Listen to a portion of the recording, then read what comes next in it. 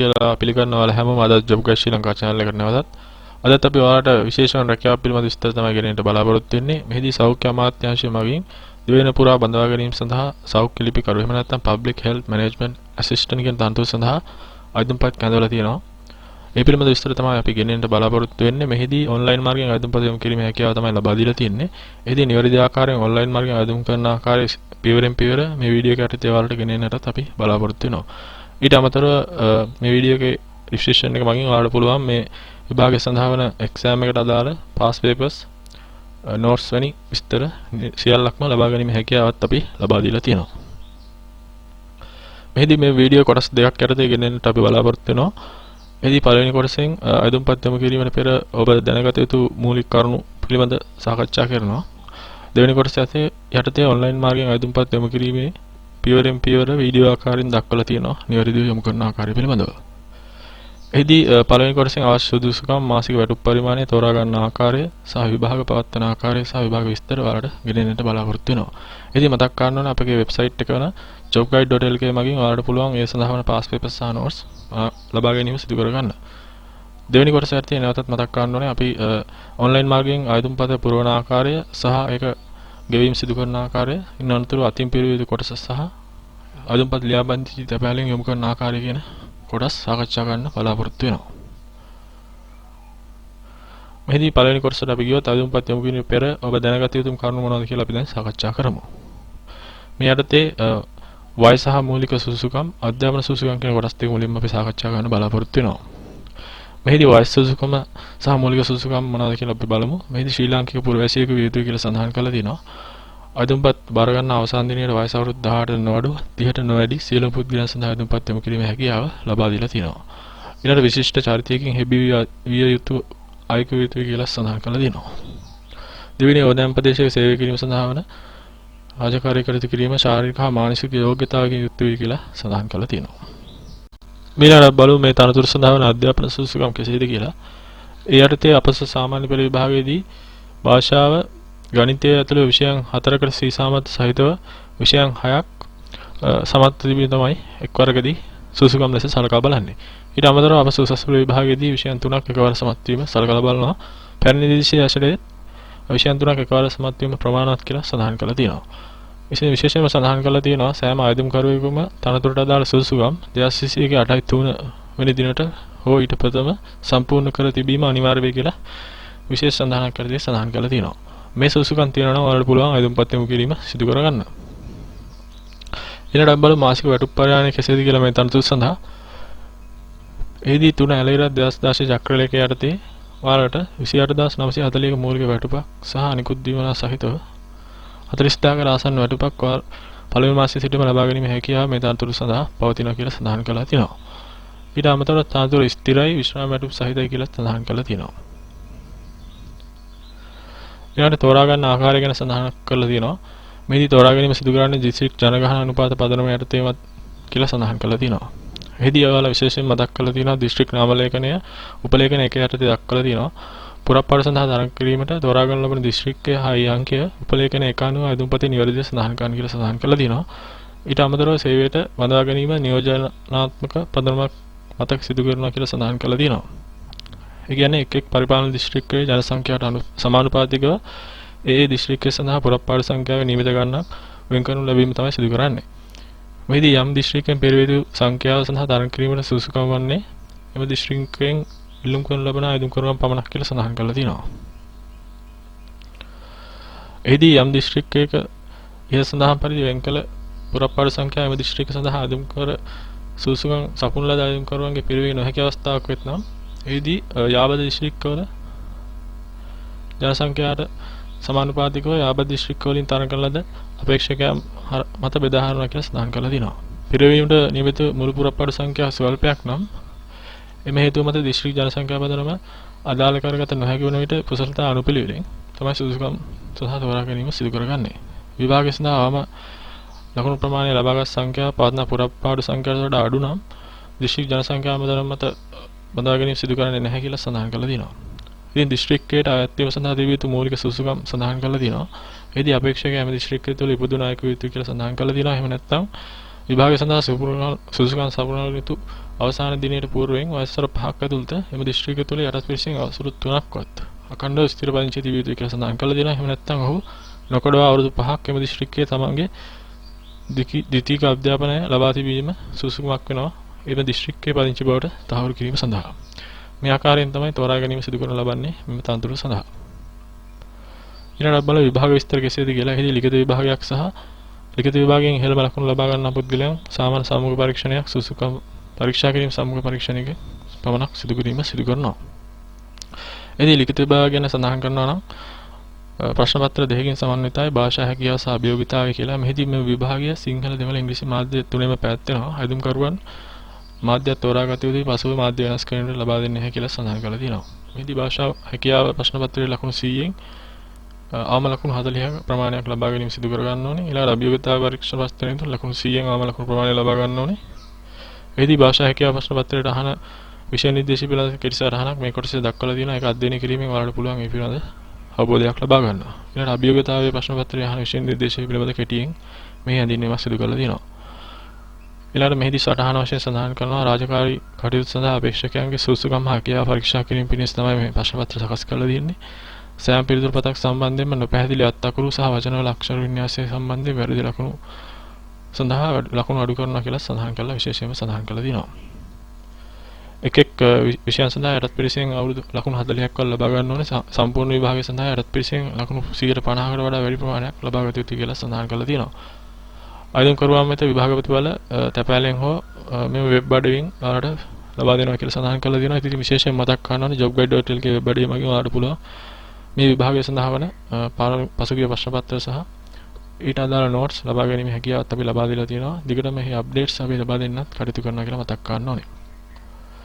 ඊළඟ සාමාන්‍ය සම්මුඛ පරීක්ෂණයක් පැවැත්වෙනවා. මෙම ලිඛිත විභාගයේ කුසලතාවය මත අපේක්ෂකයන් දිස්ත්‍රික් ජනගහන මදනමින් රාජ්‍ය සෞඛ්‍ය කළමනාකරණ සේවය තුන්වන ශ්‍රේණියට බඳවා ගැනීම සඳහා පත් කිරීමේදී සුසුකම් පරීක්ෂා කිරීම සඳහා තමයි මේ සම්මුඛ පරීක්ෂණය පැවැත්වෙන්නේ. එහිදී ලකුණු ලබා දීමක් සිදු කෙරෙන්නේ නැහැ. ඉතින් මේ වීඩියෝ එකේ දෙවෙනි කොටසට අපි ඔයාලට ගෙනෙන්න බලාපොරොත්තු වෙනවා ඔන්ලයින් මාර්ගයෙන් අයදුම්පත් යොමු කිරීම සහ එසේ ඔන්ලයින් මාර්ගයෙන් අයදුම්පත් යොමු කිරීම අනතුරුව අතින් පෙරවීමේ කොටස සම්පූර්ණ කරලා නිවැරදිව ලියාපදිංචි තැපෑලෙන් අයදුම්පත් යොමු කරන ආකාරය කෙසේද කියලා සියලු විස්තර පියවරෙන් පියවර ගෙනෙන්නට බලාපොරොත්තු වෙනවා. මේ යටතේ අපි කොටස් 6ක් යටතේ විස්තර ගෙනෙනවා. අයදුම්පත් යැවීමට නිවැරදි ඔන්ලයින් ලියාපදිංචි වන ආකාරය, අයදුම්පත් ඔන්ලයින් පුරවන ආකාරය, නිවැරදිව ගෙවීම් සිදු කරන ආකාරය, ඔන්ලයින් අයදුම්පත් සබ්මිට් කරන ආකාරය, ඊළඟ අයදුම්පත් ඩවුන්ලෝඩ් කිරීම සහ අතින් පිරවිය යුතු කොටස් පිළිබඳ විස්තර, අනතුරුව අවසානයේදී අයදුම්පත් ලියාපදිංචි තැපෑලෙන් නිවැරදිව යොමු කරන ආකාරය වශයෙන් කොටස් කිහිපයක් යටතේ අපි විස්තර ගෙනෙනවා. මුලදී අපි සාකච්ඡා කරන්න බලවත් වෙනවා අයදුම්පත් යැවීමට නිවැරදිව ඔන්ලයින් ආකාරයෙන් ලියාපදිංචි වන ආකාරය කෙසේද කියලා. ඒ සඳහා අපි දැන් යමු. ඉතින් ඔයාලට අපි වීඩියෝ එකේ පහළ ඩිස්ක්‍රිප්ෂන් එකේ දීලා තියෙන ලින්ක් එකෙන් ගියාම ඔයාලට මෙන්න මේ ආකාරයේ කවුලුවකට දිස් වෙන ඔන්ලයින් මාර්ගයෙන් අයදුම්පත් යොමු කිරීමේ කවුලුව සඳහා එහිදී ඔයාලට උඩින්ම තියෙනවා apply for exams කියලා බටන් එකක්. ඒක තුල ක්ලික් කිරීම සිදු කර ගන්න ඕනේ. එහිදී දැනට ඔන්ලයින් මාර්ගයෙන් අයදුම් කිරීමට හැකි විභාග පවතිනවා. එහිදී ඔයාලගේ නිවැරදි අයදුම්පත මේ ආකාරයෙන් තෝරා ගැනීම සිදු කර ගන්න ඕනේ. මේ කොටසේ අවසානයේ ඒ ඔයාලගේ විභාගය පිළිබඳ විස්තර සඳහන් කරලා තියෙනවා. එයින් ඔයාලට පුළුවන් ගැසට් නිවේදනය ඩවුන්ලෝඩ් කරගන්න. ඊළඟට අයදුම්පත ඔන්ලයින් මාර්ගයෙන් පිරීම සඳහා ඉන්ස්ට්‍රක්ෂන් ඩවුන්ලෝඩ් කර ගැනීම අවස්ථාවත් ලබා දීලා තියෙනවා. ඉතින් ඒවා කියවීමෙන් අනතුරුව ඔයාලට පුළුවන් මේ apply කියන බටන් එක ක්ලික් කරන්න. ඒ ඔස්සේ ඔයාලට පුළුවන් ලියාපදිංචි කිරීමෙන් ඉදිරියට ගමන් කරන්න. එසේ apply කියන බටන් එක ක්ලික් කරාම ඔයාලට මෙන්න මේ ආකාරයේ login කියන තීරුවක් දිස් වෙනවා. එහිදී ඔයාලා නිවැරදි තොරතුරු ලබා දීලා ඔයාලා රෙජිස්ටර් වීමක් තමයි මුලින්ම සිදු කර ගන්න ඕනේ. එහිදී ඔයාලා මුලින්ම ඔයාලගේ ජාතික හැඳුනුමත් අංකය මෙතන ඇතුළත් කරන්න ඕනේ.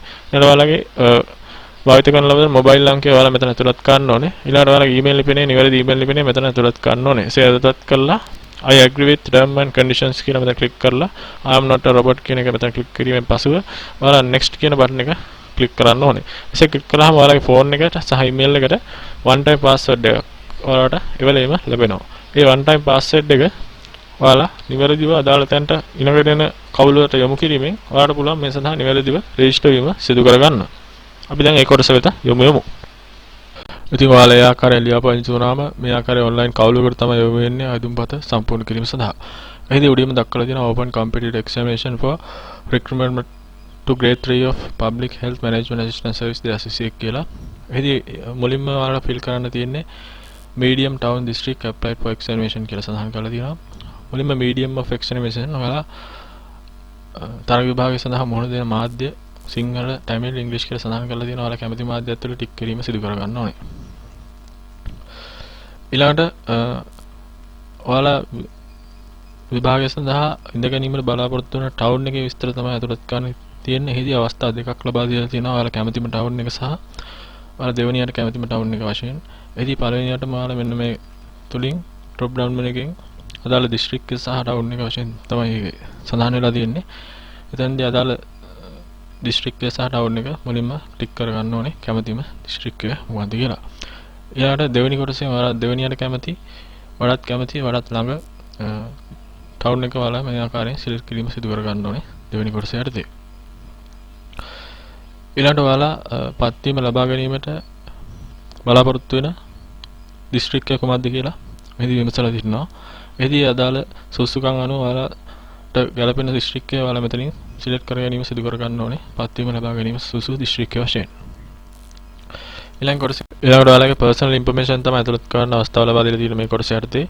එදී ඔයාලගේ සම්පූර්ණ නම ඉංග්‍රීසි කැපිටල් අකුරෙන් මෙතන ඇතුළත් කරන්න ඕනේ නිවැරදි ආකාරයට මේ කොටුව තුළ. ඊළඟට කොටුවේදී ඔයාලගේ නම මුල අකුරු සමග සම්පූර්ණ නම ඇතුළත් කරන්න ඕනේ. ඊළඟට එහිදී වාසකම මුලටත් මුල අකුරු අගටත් යෙදෙන ආකාරයෙන් ඉංග්‍රීසි කැපිටල් අකුරෙන් මේ කොටුව තුළ නම ඇතුළත් කරන්න ඕනේ. ඊළඟ කොටුවේදී ඔයාලට අවස්ථාව ලබා දීලා තියෙනවා ඔයාලගේ ස්ථිර ලිපිනය ඇතුළත් කිරීම සඳහා එයත් ඉංග්‍රීසි කැපිටල් අකුරෙන් නිවැරදිව ඔයාලගේ දැන් ස්ථිර ලිපිනය සඳහන් කරන්න ඕනේ. ඊළඟ කොටුවේදී ඔයාලගේ අවස්ථාව ලබා දීලා තියෙනවා ඔයාලගේ ආයුම්පත එවිය යුතු ලිපිනය ඉංග්‍රීසි කැපිටල් අකුරෙන් සඳහන් කරන්න කියලා. එහිදී ඔයාලගේ ආයුම්පත එවිය යුතු ලිපිනය නිවැරදිව ඉංග්‍රීසි කැපිටල් අකුරෙන් මේ කොටුව තුළ සඳහන් කිරීම සිදු කර ගන්න ඕනේ. ඊළඟට ඔයාලගේ ජාතික හැඳින්පත් අංකය මේ කොටුව තුළ නිවැරදිව ඇතුළත් කිරීම සිදු කර ගන්න ඕනේ. ඊළඟට ඔයාලගේ mental status සඳහන් කරලා තියෙනවා. ඔයාලා single or married වශයෙන් නිවැරදිව සඳහන් කිරීම සිදු කර ගන්න ඕනේ මේ කොටස. ඊළඟට ඔයාලගේ gender එක යොසනවා. නිවැරදිව ඔයාලගේ gender එක මේ ආකාරයෙන් select කර ගන්න පුළුවන්. ඊළඟට ඔයාලා date of birth වශයෙන් නිවසලා තියෙනවා. එතෙන්දී ඔයාලගේ මේ ආකාරයෙන් නිවැරදිව select තෝරා ගැනීම සිදු කර ගන්න පුළුවන් අදාළ කොටු තුලින්. ඊළඟට ඔයාලගේ වයස 2021 8 3 වන විට වයස නිවැරදිව ඇතුළත් කරන්න ඕනේ. එහිදී ගණනය කිරීමක් සිදු කරලා වර්ෂ මාස දින වශයෙන් මේ ආකාරයෙන් 2021 8 3 වන විට ඔයාලගේ වයස කොපමණද කියලා මේ ආකාරයෙන් නිවැරදිව ඇතුළත් කිරීම සිදු කර ගන්න ඕනේ මේ ෆෝමැට් එක යටතේ. ඊළඟට ඔයාලගේ දුරකථන අංකය මොබයිල් අංකය මෙතන ඇතුළත් කරන්න ඕනේ නිවැරදිව. ඒ තොරතුරු ඇතුළත් කරාට පස්සේ ඔයාලට පුළුවන් මේ සයිඩ් එකෙන් තියෙන කොටසට ගිහිල්ලා යටින් save කියන බටන් එක ක්ලික් කරන්න. එසේ save කරාම ඔයාලට මේ ආකාරයෙන් successfully saved කියලා මැසේජ් එකකුත් එන්න පුළුවන්. ඉතින් ඔයාලට පුළුවන් මේ ආකාරයෙන් නිවැරදිව ඇතුළත් කිරීම සිදු කර ගැනීමට අවස්ථාව තියෙන මේ තොරතුරු පමණයි ඔන්ලයින් මාර්ගයෙන්. ඉදිරි තොරතුරු ඔයාලට ඇතුළත් කිරීම සිදු කරන්න සිදු වෙන්නේ මේ ආයුධ print out එකක් ලබාගෙන අතින් පුරවලා තමයි ඉතුරු කොටස් fill කරලා අනතුරුව ලියාපදිංචි තැපෑලෙන් විභාග දෙපාර්තමේන්තුවේද යොමු කිරීම තමයි සිදු කරන්න තියෙන්නේ. ඉතින් මේ ආකාරයෙන් සේව් කරාම ඔයාලගේ තොරතුරු නැවතත් ඔයාලට මේ පද්ධතියට පිවිසලා එඩිට් කිරීම හැකියාව තියෙනවා. හරියට මේ තොරතුරු පිළිවෙලට පස්සේ තමයි ඔයාලා මේ submit this application කියන බටන් එක ක්ලික් කරන්න තියෙන්නේ. ඉන්න අනතුරු තමයි ඉදිරියට ගෙවීම් කටයුතු කරලා ඉදිරියට යාම සිදු කරන්න ඕන ඔන්ලයින් මාර්ගයෙන්. ඉතින් ඒ ආකාරයෙන් නිවැරදිව ආයුධපත සම්පූර්ණ කර ඇද්ද ඔයාලා නැවතත් චෙක් කරගැනීමෙන් අනතුරු ඔයාලට පුළුවන් submit this application කියන බටන් එක ක්ලික් කිරීම සිදු කර ගන්න. එහිදී ඔයාලට නැවතත් ප්‍රිවිව් එකක් දිස් වෙනවා ඔයාලා පිරවපු විස්තර සම්බන්ධව චෙක් කිරීම සඳහා. ඒ සියලු විස්තර ඔයාලට මෙතනදී බලා ගැනීමේ හැකියාව පවතින ඔයාලා පුරවන ලද විස්තර නිවැරදිදයි පරීක්ෂා කිරීමේ හැකියාව. ඉන් අනතුරු ඔයාලා මේ සියලු තොරතුරු සත්‍ය බවට මෙතන ටික් කිරීමක් සිදු කරලා proceed to payment කියන බටන් එක ක්ලික් කර ගැනීම සිදු කර ගන්න ඕනේ. ඒ ආකාරයෙන් ක්ලික් කරාම ඔයාලට මෙන්න payment verification කියන කොටසකට යොමු වීම සිදු වෙනවා. එහිදී ඔයාලා ගෙවිය යුතු විභාග ගාස්තු වෙන රුපියල් 600 ප්‍රමාණය සඳහන් වෙනවා. ඉන් අනතුරු ඔයාලට පුළුවන් proceed to payment කියන බටන් එක නැවතත් ක්ලික් කිරීම සිදු කර ගන්න. එසේ ක්ලික් කරාම මෙන්න මේ ආකාරයෙන් ඔයාලට payment method තුනක් යටතේ ගෙවීම සිදු කිරීමේ අවස්ථාව මූලික වශයෙන් ලබා දෙනවා. එහිදී ඔයාලා කැමති payment method එක select කරලා ඉදිරියට යාමේ හැකියාව පවතිනවා. ඉතින් ඔන්ලයින් මාර්ගයෙන් නිවැරදිව ඔයාලගේ තොරතුරු ඇතුළත් කරාට පස්සේ ඔයාලට ඊළඟට යොමු වෙන්න තියෙන්නේ ගෙවීම් ඔන්ලයින් මාර්ගයෙන් ගෙවීම සිදු කිරීමේ අවස්ථාව ලබා ගැනීමට. මෙහිදී ගෙවීම් සිදු කිරීම ආකාර තුනක් යටතේ ඔයාලට සිදු කිරීමට ලබා දීලා තියෙන අවස්ථාව. එහිදී වීසා කාඩ් මගින් ඔන්ලයින් මාර්ගයෙන්ම ගෙවීම සිදු කර ගන්න පුළුවන්. එහෙම නැත්නම් ඔයාලට තැපැල් මාර්ගයෙන්, තැපැල් කාර්යාලයක් මාර්ගයෙන් අයදුම් පොත සඳහා ගෙවීම සිදු කර ගැනීම හැකියාව ලබා දීලා තියෙනවා. එහෙම නැත්නම් ලංකා බැංකුව මාර්ගයෙන්ුත් ඔයාලට ලංකා බැංකුව ඔන්ලයින් මාර්ගයෙන් හෝ ලංකා බැංකුවට ගිහිල්ලා ඔයාලට පුළුවන් අයදුම් පොත යොමු කිරීම ගෙවීම සිදු කරන්න. මේදී විශේෂයෙන් සඳහන් කරලා තියෙනවා අයදුම්කරුවන් හර විභාග ගාස්තු ගෙවීමේ ක්‍රමවේදය වෙනස් කිරීම හැකියාව ලබා දීලා තියෙන එක්වරක් පමණක් කියලා විශේෂයෙන්ම සඳහන් කරලා තියෙනවා. මේදී අපි මුලින්ම බලමු ඩෙබිට් ක්‍රෙඩිට් කාඩ් ක්‍රමවේදය යටතේ ඔයාලා ඔන්ලයින් මාර්ගයෙන්ම ගෙවීම සිදු කර ගැනීම හැකියාව පවතිනවා. ඒ පිළිබඳ විස්තර තමයි මෙහිදී ගෙනෙන්න බලාපොරොත්තු වෙන්නේ. එහිදී ඔයාලට ක්‍රෙඩිට් ඩෙබිට් කාඩ් පතක් තිබියදී අන්තර්ජාල ගෙවීම සඳහා සක්‍රිය කර ඇති ඩෙබිට් ක්‍රෙඩිට් කාඩ් පත මගින් තමයි ඔයාලා අයදුම් පත සඳහා ගෙවීම සිදු කර හැක්කේ. මෙහිදී මේ ආකාරයෙන් ඒ අදාළ විස්තර පුරවලා ඔයාලට pay now යටතේ ක්ලික් කිරීමෙන් ඔයාලට පුළුවන් මේ සඳහා ඔන්ලයින් මාර්ගයෙන් නිවැරදිව ගෙවීම සිදු කරගන්න. ඊළඟට තවත් ක්‍රමවේදයක් ලබා දීලා තියෙනවා. දෙවෙනි ක්‍රමවේදය වෙන්නේ තැපැල් මාර්ගයෙන් ඔයාලට තැපැල් මාර්ගයෙන් ඔයාලට අයදුම් පත තැපැල් කාර්යාලයක් මාර්ගයෙන් ඔයාලට අයදුම් පත සඳහා ගෙවීම සිදු කරගන්න පුළුවන්. මෙහිදී ඔයාලා ඒ තුල ක්ලික් කරාම ඔයාලට රිෆරන්ස් නම්බර් එකක් ලැබෙනවා මෙන්න මේ ආකාරයේ. මෙන්න මේ රිෆරන්ස් නම්බර් එකට තමයි ඔයාලා ගෙවීම සිදු කරගන්න ඕනේ තැපැල් කාර්යාලයට ගිහිල්ලා. මෙහිදී තැපැල් කාර්යාලයට ගිහිල්ලා ඒ ගෙවීම සිදු කරගත්තට පස්සේ ඔයාලා නැවතත් ඒ රිෆරන්ස් සංඛ්‍යාව රැගෙන අදාළ ස්ථානයට ලබා දීමෙන් ඔයාලට ඉදිරියට මේ අයදුම් පත ඔන්ලයින් මාර්ගයෙන් සම්පූර්ණ කිරීම කරගෙන යාම සිදු කරගත හැකියි. ඊළඟ තුන්වන ක්‍රමවේදය යටතේ pay with BOC ක්‍රමවේදය යටතේ ඔයාලට පුළුවන් නැවතත් මෙහි ඒ ක්ලික් කිරීම මගින් රිෆරන්ස් සංඛ්‍යාව මේ ආකාරයට ලැබෙනවා. ඒ රිෆරන්ස් සංඛ්‍යාව රැගෙන ගොස් ලංකා බැංකුව ශාඛාව මගින් ගෙවීම සිදු කර ගන්නත් පුළුවන්. එහෙම නැත්නම් ඔන්ලයින් මාර්ගයෙන් ලංකා බැංකුව ඔන්ලයින් මාර්ගයෙන් උත් අයදුම් පත සඳහා ගෙවීම සිදු කර ගන්න පුළුවන්. මේ රිෆරන්ස් සංඛ්‍යාව සඳහා එහිදී විශේෂයෙන් මතක් කරන්නේ දෙපාර්තමේන්තු අංකයට ස්ලිප් මගින් ලංකා බැංකුවෙන් ස්ලිප් මගින් ගෙවීමක් සිදු කර නොකළ යුතුයි කියලා සඳහන් කරලා තියෙනවා. ලංකා බැංකුවට ගිහිල්ලා මේ රිෆරන්ස් සංඛ්‍යාව ලබා දීමෙන් තමයි ඔයාලා ගෙවීම සිදු කරගන්න ඕනේ අනිවාර්යයෙන්ම. එසේ මේ ආකාරයෙන් ගෙවීම සිදු කරගත්තට පස්සේ ඔයාලට පුළුවන් නැවතත් අපි අර මුලින් සඳහන් කර විභාග දෙපාර්තමේන්තු වෙබ් අඩවියට ගිහිල්ලා එතන මේ කොටු හතරෙන් continue after payment කියන කොටුව තුල ක්ලික් කරන්න. එසේ ක්ලික් කරාම ඔයාලට ඉදිරියට යාමට හැකියාව ලබා දෙනවා. එසේ ක්ලික් කරාට පස්සේ ඔයාලට අපි කලින් සඳහන් කර අර රෙෆරන්ස් නම්බර් එක මෙන්න මේ කොටුව තුල යොදන්න අවස්ථාව ලබා දීලා තියෙනවා. ගෙවීම කළාට පසුව ලැබෙන රෙෆරන්ස් නම්බර් එක මෙතන සඳහන් කරලා proceed කියන මේ කොටස ඔයාලා ක්ලික් කිරීම සිදු කර ගන්න ඕනේ.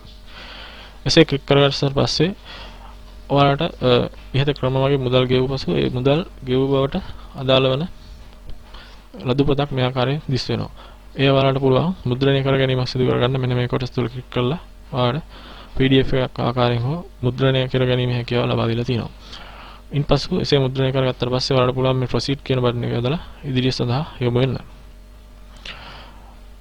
ඊළඟට ඔයාලා අයදුම් පත සඳහා මුදල් ගෙවුවන් පස්සේ ඔයාලට තියෙන්නේ ඔන්ලයින් මාර්ගයෙන් අයදුම් පත නිවැරදිව සබ්මිට් කිරීම සිදු කරගන්න. එසේ සබ්මිට් කර ගැනීම ප්‍රථමයෙන් ඔයාලට මෙන්න මේ ආකාරයේ කොටසක් දිස් වෙනවා. එහිදී ඔයාලා මේ දෙපාර්තමේන්තුවේ කොන්දේසි වල දක්වන බවට තහවුරු කරලා මෙතන ටික් දෙකක් යොදලා ඉන්පස්සෙ මෙතන සබ්මිට් කියන බටන් එක යොමු කිරීම සිදු කරගන්න ඕනේ. ඉන් අතර ඔයාලා එසේ සබ්මිට් කර ගැනීමෙන් පස්සේ ඔයාලට දිස් වෙනවා මේ ආකාරයෙන් රෙෆරන්ස් නම්බර් එකක්. ඒක ඔයාලා ලියලා තියාගන්න ඕනේ. ඊට අමතරව ඔයාලට මුද්‍රිත පිටපතක් මෙහිදී ඩවුන්ලෝඩ් කර ගැනීමේ හැකියාව පවතිනවා. මෙතන download my application යටතේ ඔයාලට ඩවුන්ලෝඩ් කරලා ඒ ඇප්ලිකේෂන් එක මුද්‍රණය කර ගැනීම අනිවාර්යයෙන්ම සිදු කර ගන්න ඕනේ. එසේ මුද්‍රණය කරගත්තාට පස්සේ ඒ අදාළ කොටස් අතින් පිරවිය යුතු කොටස් කිහිපයක් තියෙනවා. ඒ කොටස් මොනවද කියලා අපි ඊළඟ කොටසින් සාකච්ඡා කරනවා. එසේ නිවැරදි පිරවීමෙන් අනතුරුව ඔයාලට මේ අයදුම් පත ලියාපදිංචි තැපෑලෙන් නැවතත් යොමු කිරීම සිදු කරන්න ඕනේ. එසේ ලියාපදිංචි තැපෑලෙන් විභාග දෙපාර්තමේන්තුවේ යොමු කළ ආකාරය වීඩියෝ ඊළඟ පියවරෙන් අපි සාකච්ඡා කරන්න බලාපොරොත්තු වෙනවා. ඊළඟට දැන් අපි බලමු අතින් පිරවිය යුතු කොටස් මොනවද කියලා ඊළඟට දැන් බලමු. ඊළඟට අයදුම් පතේ ඔයාලා අතින් පිරවිය යුතු කොටස් මොනවද කියලා අපි සාකච්ඡා කරන්න බලාපොරොත්තු වෙනවා. මේ යටතේ ඔයාලා ඔන්ලයින් මාර්ගයෙන් නිවැරදිව පුරවලා ඩවුන්ලෝඩ් කරගත්ත පස්සේ ඔයාලට ඔයාලගේ අත්අකුරු වලින් මේක පිරවා ගැනීම සිදු කර ගන්න ඕනේ. එහිදී මුලින්ම ඉවසලා තියෙන මෙන්න මේ කොටස ඔයාලා දැනට පදිංචි දිස්ත්‍රික්කේ නම මෙතන ලියන්න ඕනේ. ඊළඟට ඔයාලා දැනට පදිංචි ප්‍රාදේශීය කොට්ටාසයේ නම මෙතන සඳහන් කරන්න ඕනේ. ඊළඟට ග්‍රාම නිලධාරී කොට්ටාසයේ නම සහ අංකය මෙතන සඳහන් කරන්න ඕනේ. ඊළඟට ඔයාලගේ අධ්‍යාපන සුසුකම් ඇතුළත් කරන්න ඕනේ. එයත් අතින්මයි සිදු කරන්න ඕනේ. සාමාන්‍ය පෙළ විභාගයේ ඔයාලගේ වර්ෂය ඉන්ඩෙක්ස් නම්බර් එක සඳහන් කරලා විෂයන් සහ ග්‍රේඩ් එක මෙතන ඇතුළත් කරන්න ඕනේ අත්අකුරෙන්. ඊළඟට උසස් පෙළ විභාග විස්තර ඇතුළත් කිරීම සඳහාත් ඒ ආකාරයෙන්ම කොටු කිහිපයක් ලබා දීලා තියෙනවා. එයත් නිවැරදි ආකාරයෙන් ඔයාලා ඇතුළත් කිරීම සිදු කර ගන්න ඕනේ. ඊට අමතරව ඔයාලා ඩිග්‍රියක් ලබාගෙන තියෙනවා නම් උපාධියක්, එහි උපාධිය පිළිබඳ විස්තර මෙතන යුනිවර්සිටි ඩිග්‍රියගේ නම සහ year of examination වශයෙන් විස්තර ඇතුළත් කරන්න ඕනේ නිවැරදිව. ඊට ඔයාලා වෙනත් වෘත්තීය සුසුකම් සහ අනිත් සුසුකම් තියෙනවා නම් ඒ පිළිබඳ විස්තර මේ කොටු තුල නිවැරදිව අතින් ලියලා ඇතුළත් කිරීම අවස්ථාව ලබා දීලා තියෙනවා. ඊළඟට අද ස්ටේට්මන්ට් එකේ ඔයාලා උසාවියේ වරදකරුවෙකු වෙලා තියෙනවද කියලා විමසලා තියෙනවා. එහිදී yes or no වශයෙන් සඳහන් කරලා ඔයාලා ඒ පිළිබඳ විස්තර මෙතන ඇතුළත් කිරීම සිදු කර ගන්න ඕනේ. ඊළඟ declaration of candidate යටතේ ඔයාලා නිවැරදි තොරතුරු ඉදිරිපත් කරන බවට ඔයාලා අස්සන යොදලා නිදිනිය යොදන්න ඕනේ මේ කොටස තුල. ඊළඟට ඔයාලා අස්සන සහතික කර ගැනීම සිදු කර ගන්න තියෙන්නේ. මේදී ඔයාලා රාජ්‍ය සේවය කටයුතු කරන පුද්ගලයෙක් නම් ඔයාලා ආයතන ප්‍රදානීය මාර්ගයෙන් තමයි මේ අස්සන සහතික කර ගැනීම සිදු කර ගන්න ඕනේ. එහෙම නැත්නම් ඔයාලට පුළුවන් ග්‍රාම නිලධාරීවරයෙක්ගෙන්, සමාජාන විනිශ්චයකාරවරයෙක්ගෙන්, විදුහල්පතිවරයෙක්ගෙන් වැනි පිළිගත් පුද්ගලයෙක්ගෙන් ගැසට් නිවේදනයේ සඳහන් පරිදි අදාළ පුද්ගලයෙක්ගෙන් එක්කෙනෙක්ගෙන් ඔයාලා අස්සන සහතික කර ගැනීම සිදු කර ගන්න.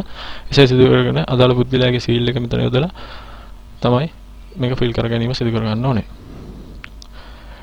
ඊළඟට ඔයාලා රාජ්‍ය සේවය කටයුතු කරන පුද්ගලයෙක් නම් ඔයාලා ආයතන ප්‍රදානීය මාර්ගයෙන් තමයි ආයතනපත යොමු කරන්න ඕනේ. ඒ ආයතන ප්‍රදානීය මාර්ගයෙන් මේ කොටස නැවතත් සම්පූර්ණ කරලා ස්ටැම්ප් එක සීල් එක යොදලා සම්පූර්ණ කර ගැනීම සිදු කර ගන්න ඕනේ. ඉතින් ඒ ආකාරයෙන් ඒ කොටස සම්පූර්ණ කරගත්තන් පස්සේ ඔයාලට පුළුවන් ලියාපදිංචි තැපෑලෙන් ආයතනපත යොමු කිරීම සිදු කර ගන්න. ඉතින් ආයතනපත ඔන්ලයින් මාර්ගයෙන් යොමු කරාට පස්සේ නිවැරදිව ඔයාලට පුළුවන් ආයතනපත භාගත කරගන්න, ඩවුන්ලෝඩ් කරගන්න. ඉන්බන්තුරු ඒක මුද්‍රිත කරලා ඒක මුද්‍රණය කරලා ඔයාලට පුළුවන් අත් අකුරෙන් ඒ අදාළ කොටස් කලින් ආකාරයට පුරවා ගන්න. ඉන් අනතුරුව ඔයාලගේ සහතික කිරීම සිදු කිරීමෙන් අනතුරුව ආයතනපත ලියාපදිංචි තැපෑලෙන් මෙන්න මේ KLA පිළිවෙලට 2021 8 වෙනි මාසේ 3 වෙනිදාට ප්‍රථම ලියාපදිංචි තැපෑලෙන් එවීම සිදු කර ගන්න ඕනේ. එදී ඒ විදිහට ලිපිනය සඳහන් කරලා තියෙනවා විභාග කොමසාරිස් ජෙනරාල් ආයතන විභාග සංවිධාන ශාඛාව ශ්‍රී ලංකා විභාග දෙපාර්තමේන්තුව තැපැල් පෙට්ටිය 1503 කොළඹ කියන ලිපිනයට තමයි එවීම සිදු කර ගන්න ඕනේ. ඔයාලා එවන ලියුම් කවරේ වම්පස ඉහළ කෙළවරේ රාජ්‍ය සෞඛ්‍ය කළමනාකරණ සහකාර සේවයේ 3 ශ්‍රේණියට බඳවා ගැනීමේ විවෘත තරඟ විභාගයේ 2021 වශයෙන් සඳහන් කරලා එවන්නත් අමතක කරන්න එපා. ඒ වගේම ඔයාලගේ ආයතනපතේ ඡායා පිටපතක් ළඟ තබා ගැනීම සිදු කර ගන්න ඕනේ. මුද්‍රිත තැපැල් පිටපත් තැපැල් මාර්ගයෙන් එවීම අනිවාර්යයි කියලා සඳහන් කරලා තියෙනවා. ඒ වගේම ඔයාලගේ මුද්‍රිත මාර්ගයෙන් එවුවට පස්සේ මුද්‍ර පිටපත සහ ඔන්ලයින් මාර්ගයෙන් යොමු කරන ලද පිටපත් දෙකම පරීක්ෂා කරලා බලලා ඔයාලා වෙරිෆයි කිරීමක් සිදු කරනවා. එහිදී ඔයාලා ලියාපදිංචි විදිහේ ලබා දුන්න ඊමේල් ලිපිනයට හෝ දුරකථන අංකයට SMS වරියක් මගින් ඔයාලට දැනුම් දීමක් සිදු කරනවා කියලා සඳහන් කරලා තියෙනවා. ඉතින් මේ ආකාරයෙන් තමයි ඔන්ලයින් ආයතනපත් යොමු කිරීම නිවැරදිව සිදු කරගන්නේ. ඔයාලගේ ප්‍රශ්න ගැටලු තියෙනවා ඔයාලට පුළුවන් කමෙන්ට් සෙක්ෂන් එකේ මේ යටතේ යොමු කිරීම සිදු කරගන්න. ඉතින් අපිත් එක්ක දිගටම රැඳෙන්න කියලා ආරාධනා කරනවා. ඔයාලගේ මේ විභාගය සඳහා වන පාස් පේපර්ස් නොට්ස් සහ වැඩිදුර විස්තර jobguide.lk වෙබ් අඩවිය මගින් ඔයාලට නිරන්තරයෙන් ලබා ගැනීමේ හැකියාව අපි සලස් කරලා දීලා තියෙනවා. ඒ සඳහා මේ වීඩියෝ එකේ පහළ ඩිස්ක්‍රිප්ෂන් එකෙන් වැඩිදුර විස්තර අපි ලබා දීලා තියෙනවා. අපිත් එක්ක දිගටම රැඳෙන්න කියලා ආරාධනා කරනවා. jobguide ශ්‍රී ලංකා channel එකත් එක්ක ඔයාලට සුබ දවසක් කියලා නැවතත් ප්‍රාර්ථනා කරනවා.